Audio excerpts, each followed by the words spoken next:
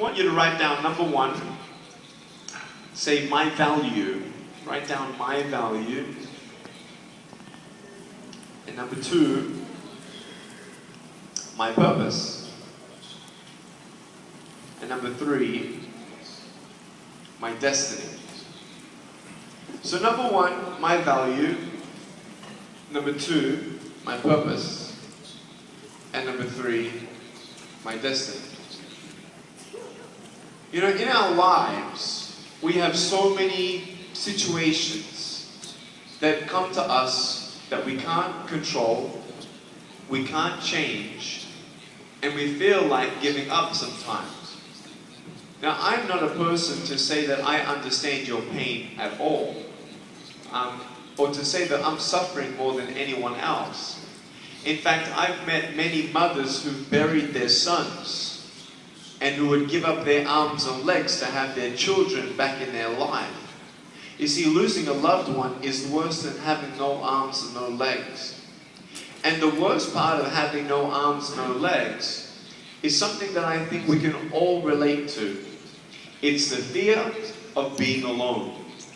I think every single one of us has fear. Fear of maybe what other people think of us, fear of the future, fear of the past, fear of, well, am I going to make my parents proud of me? Am I going to make my spouse proud of me? You know, is there a greater purpose in my life? Maybe I'm a mistake. And we have all these fears and voices in our head and our mind.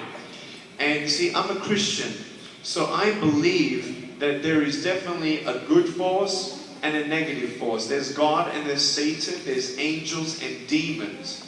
And for me in my life, I've realized that if I don't know the truth, I'm going to die with a lie.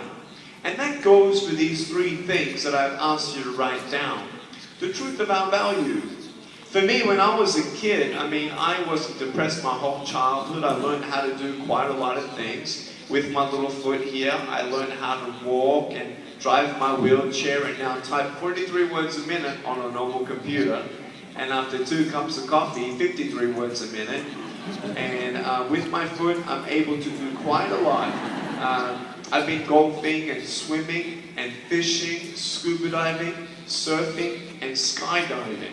I love what my parents taught me is to know the power of courage. You know, to give yourself a chance, to give new things a chance as well.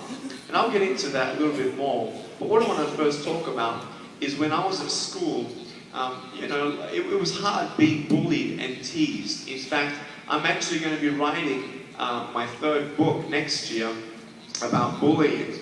Let me share with you, if you haven't got a book yet, I have a book in English. It's called Life Without Limits. In Espanol, Una Vida Sin Límites.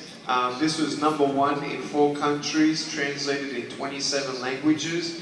And I share about how when you don't get a miracle, you could be a miracle for someone else. I see a couple people holding up my books in the crowd. Oh, thank you very much. Thank you for your support. I wish I could sign them, but I can't today.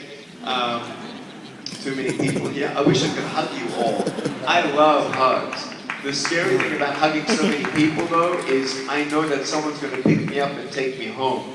So I'm not going to do that.